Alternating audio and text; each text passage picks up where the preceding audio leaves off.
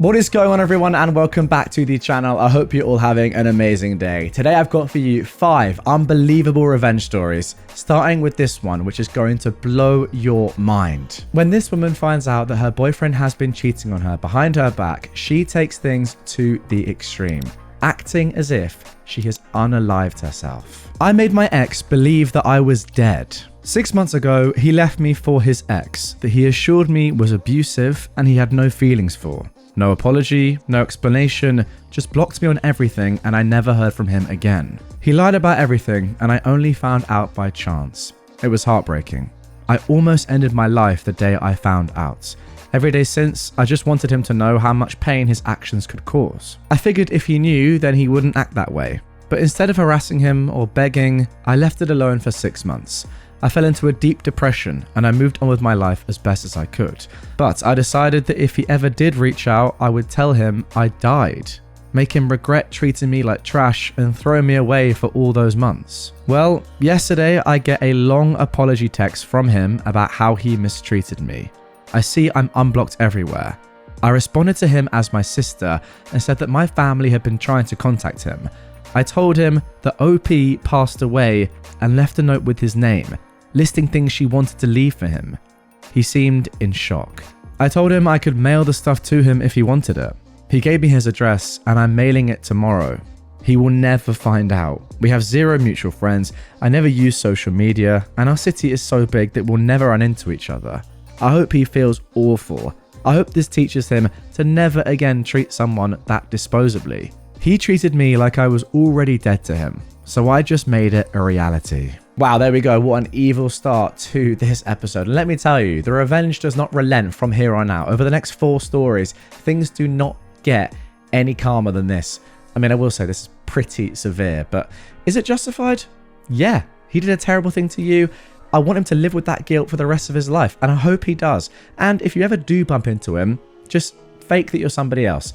Say something along the lines of, oh yeah, actually I've heard of her and I've been told I look similar to her. Just give a fake name, whatever. I just want him to think forever that he did that to you and that he made you do that to yourself.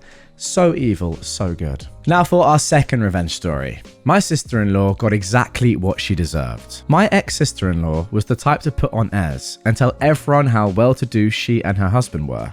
Christmas was hell because she always gave out a list of expensive gifts that she wanted and wouldn't accept anything not on the list. This was not a two-way street. For example, the year that sticks in my mind was the year she insisted I buy her a really expensive scarf from a local boutique.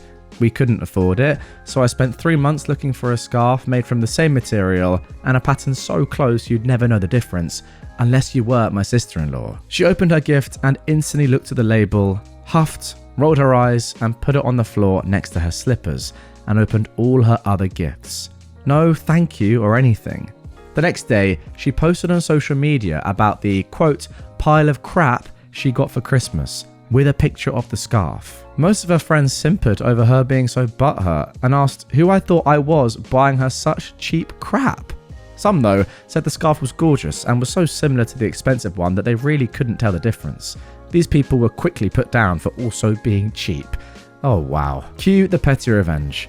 I waited 12 months, refused to look at her gift list, and I ordered her gift. Christmas Day at her house again. She wouldn't go to her other family members' houses as they were all not as nice as her house, so we all had to spend our Christmas Day in the car for 2+ hours going to hers. I handed her a small envelope. She looked pleased. I later discovered she had asked for some gift vouchers for a really expensive jewelry shop. She excitedly opened it to find an Oxfam voucher for £50 to provide a foreign village with manure for their crops. The message I wrote was, quote, at least this year, when you tell everyone you got a pile of crap for Christmas, you won't be wrong. And then 4 X's as well. Everyone burst out laughing. She was unaware that I knew about the moaning from the previous year. The look on her face was worth all the nastiness from her until I finally divorced her jerk of a brother.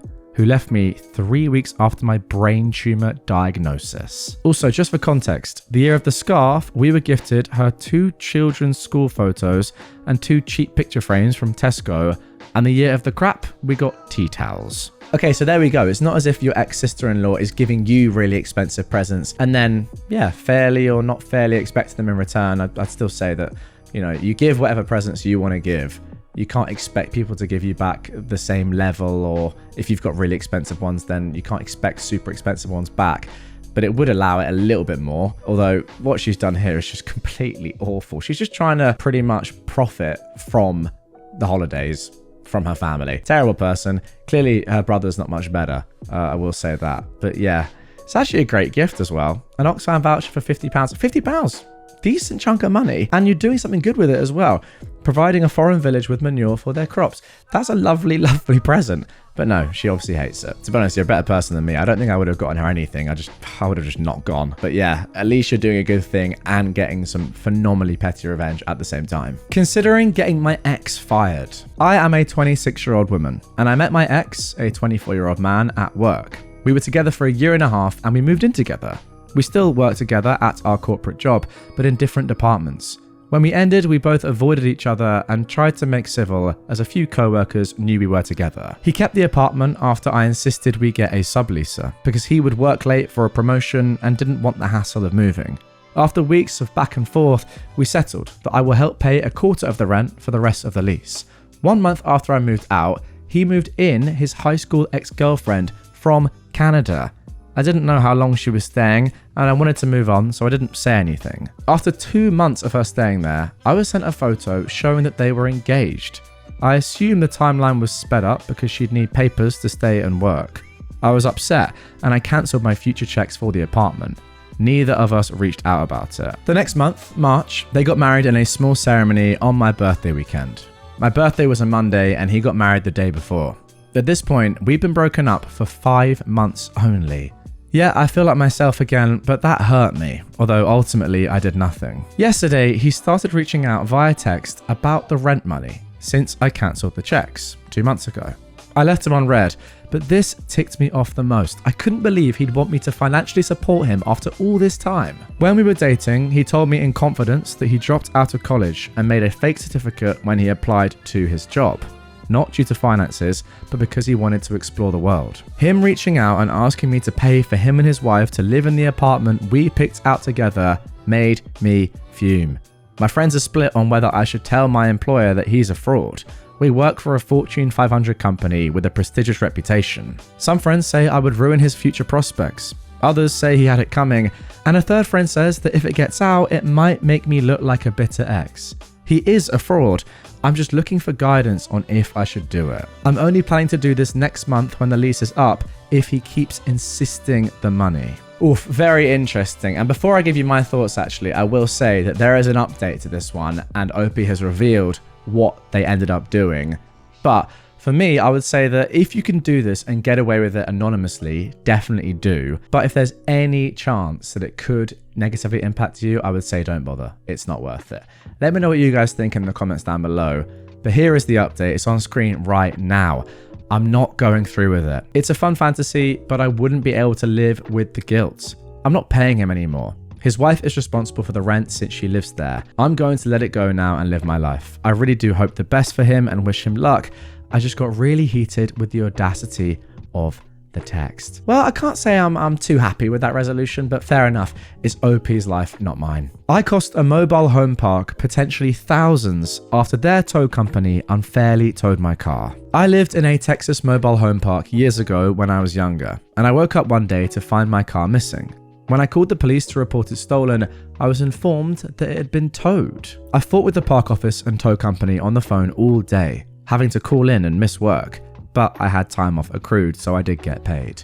They had towed my vehicle from my own driveway in the middle of the night.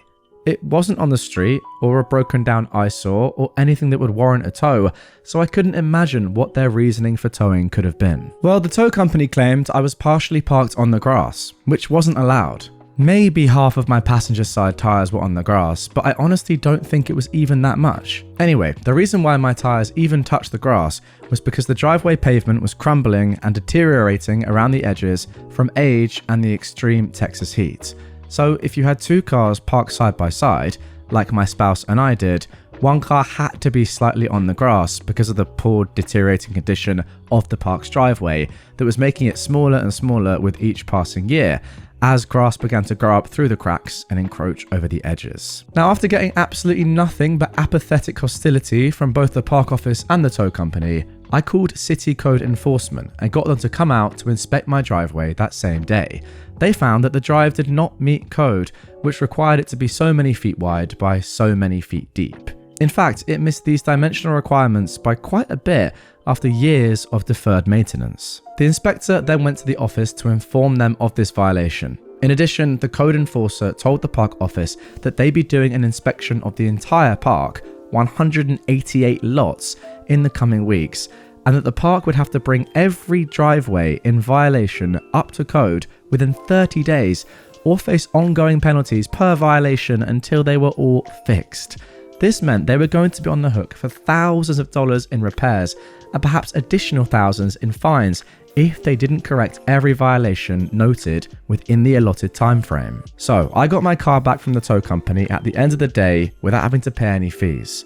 Once I was there, they gave me a restrained attitude and tried to make me just get my car and get out.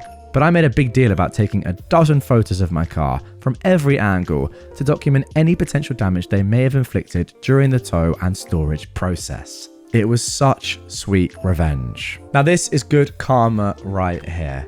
They were trying to just get as much money from you and probably from the rest of the neighborhood as well as they possibly could. I mean, really? Like a tiny bit of your car's on the grass and that's worth towing your car for?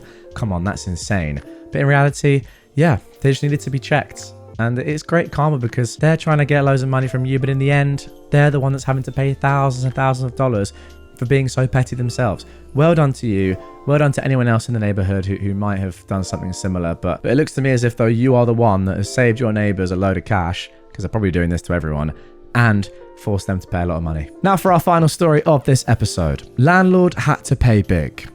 When I, a 62-year-old woman, was about 19 years old, I rented a small one-bedroom duplex. The other part of the duplex was a two-bedroom unit that the landlord's daughter lived in. The landlord's house was on the same property, and there was a shared driveway that split and went to each place. This will come up later. My rent was due on the 10th of each month. The landlord had the utilities all in one and charged me in the middle of the month according to usage. One month, I walked up to her house to pay the rent. I always paid it on the first Wednesday of the month. She didn't answer the door. I tried again later in the day and still no answer. I tried again the next day, still no answer, and I knew she was home. This time I had the check in an envelope and I left it in the door slot. This was on the 6th of the month. I had a feeling that something was up. The landlord was avoiding me. The next day I came home from work and there was a 24-hour notice to vacate for non-pay. I tried contacting the landlord, she wouldn't respond.